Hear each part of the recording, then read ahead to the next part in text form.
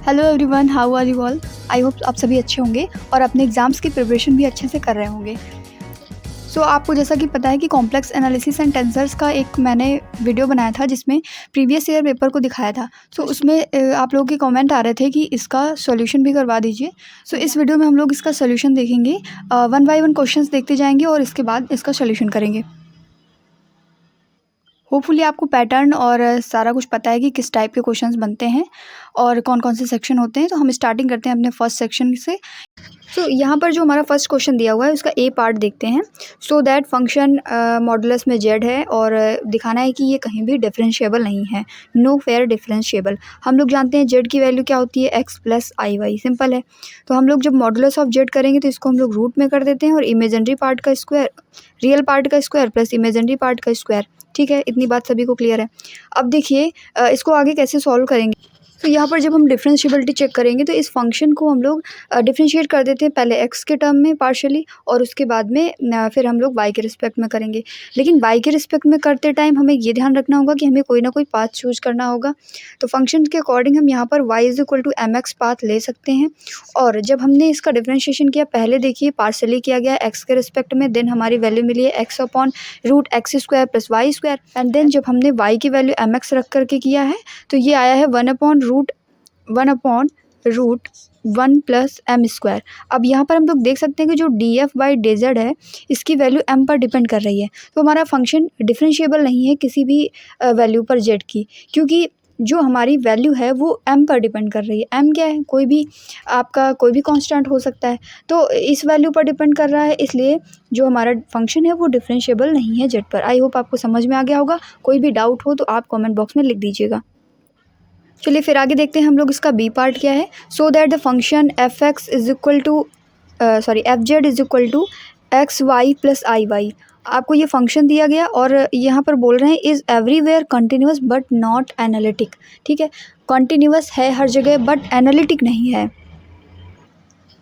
देखिए कंटिन्यूस होने के लिए हमारा जो फंक्शन है वो पॉलिनोमियल्स के फॉर्म का होगा तो कंटिन्यूस सीधे सीधे हो जाएगा, बट एनालिटिसिटी की जो मेन कंडीशन है वो है कॉची-रीमान इक्वेशन। और इसकी प्लेलिस्ट पूरी पड़ी हुई है, आप देख सकते हैं। कॉची-रीमान इक्वेशंस पोलर फॉर्म में भी मैंने कराई हैं। जब फंक्शन हम लेंगे तो फंक्शन हमारा दो फॉर्म में है। पहला तो आप देख सकते हैं कि फंक्शन दिया हुआ है f z is equal to x y plus i y. तो फर्स्ट पार्ट को हम लोग रियल पार्ट ले सकते हैं और दूसरा पार्ट हमारा इमेजिनरी है जिसकी वैल्यू y है। तो रियल पार्ट के लिए हम u एक्स वाई की वैल्यू लिखेंगे xy और इमेजिनरी पार्ट के लिए v एक्स वाई की वैल्यू लिखेंगे हम y। अब u और v दोनों पॉलिनोमियल्स हैं, इसलिए ये सिंपली लैंग्वेज लिख देंगे कि they are continuous at each point. But जो हमारा फंक्शन है उसको एनालिटिक दिखाने के लिए हम क्या करते हैं, हमारे पास जो u और v की वैल्यू हैं उनके थ्रू हम ux, uy, vx and vy निकालेंगे। अगर ux vy के इक्वल आ जाए एंड uy माइनस का vx के इक्वल आ जाता है तो कॉची-रीमान इक्वेशन सेटिस्फाई हो जाती हैं। जबकि हम यहाँ पर देख पा रहे हैं कि ये इक्वल्स नहीं आ रहे हैं। अगर ये इक्वल नहीं आ रहे हैं तो ये फंक्शन हमारा एनालिटिक नहीं होगा। तो कंटिन्यूअस तो हमने प्रूफ कर लिया बट एनालिटिक हम प्रूफ नहीं कर पाए और यही हमें करना था। इसके बाद में जो हमारा सी पार्ट दिया हुआ है बहुत ही इंपॉर्टेंट क्वेश्चन है और ध्यान रखिएगा आपके एग्जाम में 1 से 2 क्वेश्चन जरूर बनेंगे। लॉन्ग में भी बन सकता है और शॉर्ट में भी। और यकीन मानिए बीएससी से लेकर के एमएससी तक ये क्वेश्चंस पूछे जाते हैं। इस बार एमएससी में भी ऐसा क्वेश्चन आया था, सिंपल सा पूछता है find the radius of convergence of the power series. कोई भी पावर सीरीज आपको दी जा सकती है। पावर सीरीज का जो निकालने का तरीका है, कैसे निकालेंगे, कौन सा फॉर्मूला कब यूज़ करेंगे, इन चीज़ों का हमें ध्यान रखना होता है। किसी भी पावर सीरीज का जो फॉर्म होता है वो इस फॉर्म में होता है समेशन ए एन और जेड टू पावर एन। तो यहाँ पर जो ए एन होती है ये बीच वाली वैल्यू जो जैसे कि यहाँ पर दी हुई है, तो इसको कैसे सॉल्व करेंगे आइए देखते हैं। यहाँ पर आप देख पा रहे हैं कि find the radius of convergence of this series. तो इस सीरीज़ को हम लिख लेंगे। यहाँ पर ए एन की वैल्यू जैसा कि मैंने आपको बताया ये बीच वाली होती है, ए एन की वैल्यू सिंपली लिख लिया। अब क्योंकि यहाँ पर पूरा हमारा टर्म होल पावर एन के फॉर्म में नहीं है, इसलिए हम A N plus 1 upon A N वाला फॉर्मूला यूज करेंगे। आप चैप्टर में देखेंगे तो वहाँ पर आपको 2 फॉर्मूले मिलेंगे, क्योंकि यहाँ पर हम लोग पूरे पेपर का सोल्यूशन कर रहे हैं, इसलिए हर एक चीज़ यहाँ पर आपको नहीं दिखाई जा सकती है। लेकिन आप जब पावर सीरीज़ वाला चैप्टर खोलेंगे तो वहाँ पर आपको 2 फॉर्मूले मिलते हैं। उनमें से एक फॉर्मूला है ये वाला, जब हम लोग मॉडुलस में A N plus 1 upon A N करते हैं, सिंपल। तो यहाँ पर हम लोग देख सकते हैं कि हमें वैल्यू चाहिए ए एन प्लस 1 की। ए एन की वैल्यू तो हम लोगों ने अपनी पावर सीरीज़ से ही रख लिया। बट अब हम यहाँ पर an+1 की वैल्यू निकालेंगे, तो n की जगह पर n+1 कर दीजिए, वैसे ही फिर सॉल्व कर लीजिए थोड़ा सा, और an+1 अपॉन an करके सॉल्व कर लीजिए। फिर उसके बाद में दोनों का मॉडुलस कर देंगे। मॉडुलस करने के बाद हमारे पास कुछ इस तरीके का टर्म बनेगा। फॉर्मूला हमारे पास में ये होता है 1/r is equal to limit n tends to infinite an+1 upon an, और इसको जब सॉल्व करेंगे n की वैल्यू रखने के बाद, n की वैल्यू इन्फिनिटी अप्लाई करने के बाद हमें मिलेगा 1/e।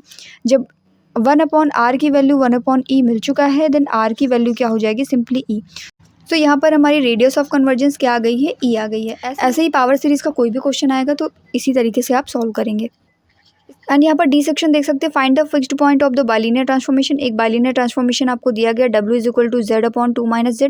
ये मैंने पिछली बार भी करके बताया था, यहाँ पर देख लीजिए फिर से। हमें सिंपली क्या करना होता है, w की वैल्यू z पुट कर देनी होती है। तो हमने जहाँ पर w था वहाँ पर हमने z कर दिया, z अपॉन 2 - z। इसको सिंपली सॉल्व कर लीजिएगा, z की जो वैल्यू आएंगी वो हमारी फिक्स्ड पॉइंट हो जाएंगी। क्लियर है? चलिए फिर आगे देखते हैं ई पार्ट हमारा। ई पार्ट कह रहा है expand this series in power of z-1।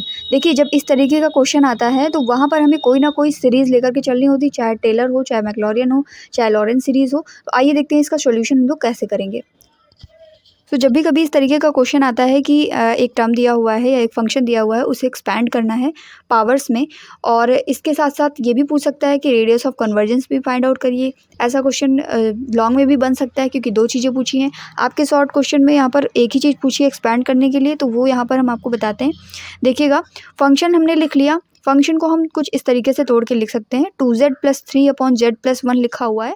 सो इसको हम, इस फंक्शन को हम इस तरीके से भी लिख सकते हैं, 2 + 1 अपॉन z+1 के फॉर्म में। जब इसको आप सॉल्व करेंगे तो यही चीज़ बनने वाली है। अब टेलर सीरीज से फंक्शन जो है हमारा, वो पावर्स ऑफ z-1 के फॉर्म में एक्सपैंड किया जा सकता है। वो इस तरीके से होता है क्योंकि हम जानते हैं टेलर सीरीज़ में फंक्शन f(z) की वैल्यू क्या होती है, summation n is equal to 0 to infinite an z-1 to whole power n। अगर हम लोग यहाँ पर n की वैल्यू 1 से लेते हैं तो हमें एक टर्म एक्स्ट्रा आगे लिखना होगा। तो वो यहाँ पर हम लोग देखेंगे, जैसे कि यहाँ पर देख सकते हैं a0 हमने ले लिया तो n इज इक्वल टू 1 से स्टार्ट हुआ है। वैसे ही यहाँ पर जब हम लोगों ने n इज इक्वल टू 0 से लिया है तो ये इन्फिनिटी तक जाएगा और an z-1 whole power n हो जाएगा। यहाँ पर जो an की वैल्यू होती है वो साइड में लिखी हुई है fn 1 अपॉन n फैक्टोरियल। अब जब हम n की वैल्यू 0 रखते हैं तो हमारा a0 निकलता है, a0 की वैल्यू आ जाएगी f1। ये कैसे आई है, n की वैल्यू जो है, n की वैल्यू 0 रखने पे आई है, तो हमारा z क्या हो जाएगा, यहाँ पर 1 पुट होगा सिंपल, और 2 + 1 अपॉन 1 + 1 ये हो जाएगा 5/2। अब इस वैल्यू को हम लोग साइड में लिख लेंगे, हमें आगे काम देगी। a0 की वैल्यू आई है 5/2।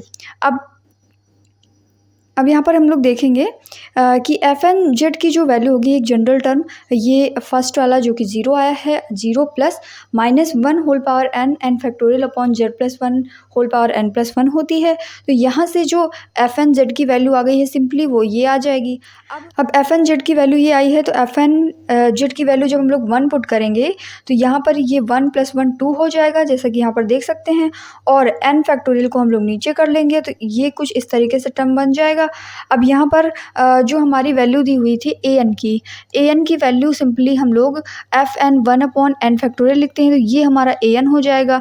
an पुट करेंगे जैसे ही, तो ये हमारी सीरीज़ बन के आ जाएगी। इसलिए हम लोगों ने इसको एक्सपैंड कर लिया z-1 की होल पावर n के फॉर्म में, और हमारा क्वेश्चन भी यही कह रहा था, expand the function in the powers of z-1। तो इस फंक्शन को हम लोगों ने z-1 की पावर के फॉर्म में एक्सपैंड कर लिया।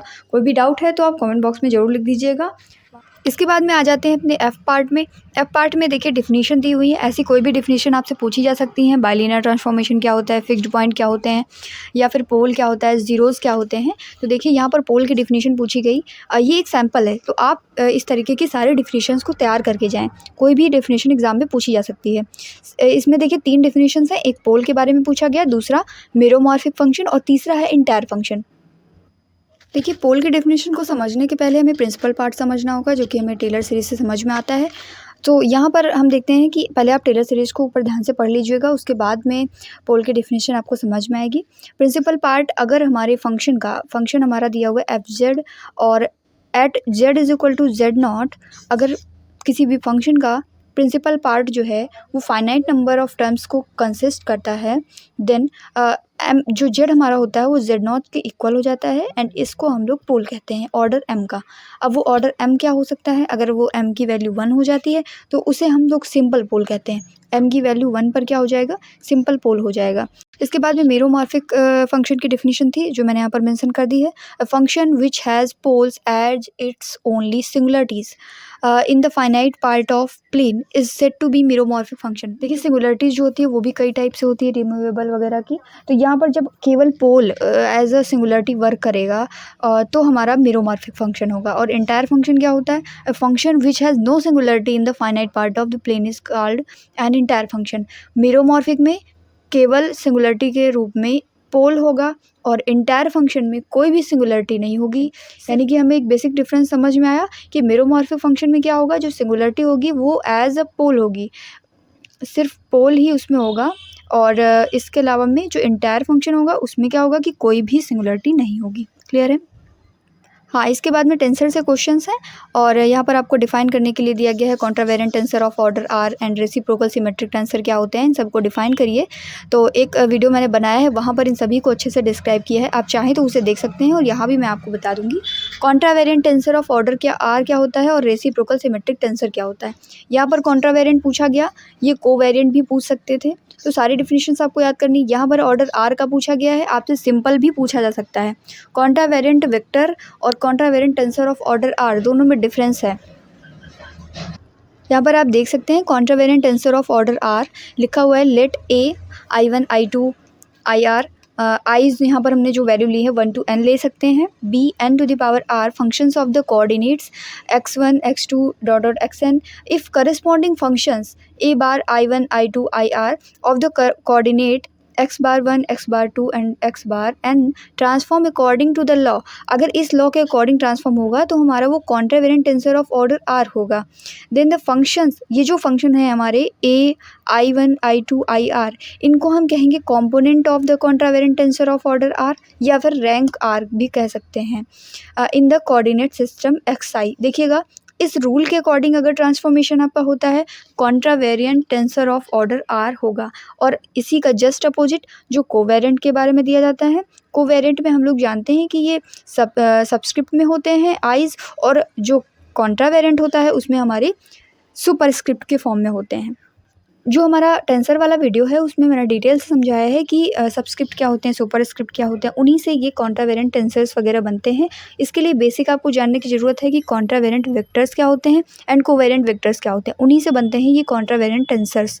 अब यहाँ पर ऑर्डर आर का है, सिंपली आपको ऑर्डर 1 का भी पूछ सकता है, 2 का भी पूछ सकता है। और एक चीज़ और ध्यान दीजिएगा, मिक्स्ड टाइप ऑफ कॉन्ट्रावेरिएंट टेंसर्स भी पूछे जा सकते हैं जिसमें आपको r + s का फॉर्म दिखाना होता है। तो सारा कुछ इसमें बताया नहीं जा सकता, आपके जो भी डाउट्स हैं वो आप कमेंट कर सकते हैं। और पहले तो आप प्रीवियस वीडियो देख लीजिएगा, वहाँ से आपको काफ़ी चीज़ें क्लियर हो जाएंगी। इसके बाद में देखिए रेसिप्रोकल सिमेट्रिक टेंसर दिया हुआ है, इसके बारे में भी बता देते हैं। सो आइए यहाँ पर देख लेते हैं रेसिप्रोकल सिमेट्रिक टेंसर्स क्या होते हैं। Let aij be a symmetric covariant tensors of the second order if aij is a contravariant tensor of the second order such that, देखिए ये कंडीशन दी हुई है, इसको बहुत ध्यान से देख लीजिए। लिखा हुआ है aij aik एक सबस्क्रिप्ट में है एक सुपरस्क्रिप्ट में है is equal to Kronecker delta के फॉर्म में दिया है k एंड j के फॉर्म में। Then the tensors aij and aij, ये सबस्क्रिप्ट एंड ये सुपरस्क्रिप्ट, ये दोनों एक दूसरे के रेसिप्रोकल कहलाते हैं। अच्छा, इन्हें हम कॉन्जुगेट टेंसर्स भी कह सकते हैं, ये भी चीज़ है। तो इस थ्योरम, इसके आगे एक थ्योरम दी हुई है जो कि इनेबल करती है रेसिप्रोकल कैसे कंस्ट्रक्ट होते हैं किसी भी गिवन टेंसर्स के लिए, उस थ्योरम को भी आप देख सकते हैं। बट सिंपल अगर डेफिनेशन आई है, नॉर्मल से शॉर्ट में पूछा है तो आप इतना ही लिख देंगे तो वो पर्याप्त होगा। ज़्यादा से ज़्यादा आप थ्योरम का स्टेटमेंट लिख सकते हैं एंड अगर छोटी है तो उसे सॉल्व प्रूव भी कर सकते हैं। तो यहाँ पर आप सिंपल सा इतना लिख दीजिएगा aij and aik is equal to Kronecker delta के प्रोडक्ट के फॉर्म में दिया हुआ है यहाँ पर, और ये दोनों एक दूसरे के क्या हो जाएंगे, रेसिप्रोकल हो जाएंगे। सो आई होप आज जितने भी क्वेश्चंस आपको कराए गए हैं वो आपको समझ में आए होंगे। क्योंकि वीडियो बहुत लंबा हो जाएगा इसलिए लॉन्ग वाले यहाँ पर मैं ऐड नहीं कर रही हूँ। अगर वो रिक्वायर्ड हैं तो आप कमेंट करके बताइएगा, लॉन्ग वाले आंसर्स भी आपको करा दिए जाएंगे। ये सारे शॉर्ट आंसर टाइप के क्वेश्चंस हम लोगों ने कवर कर लिए हैं मोस्टली।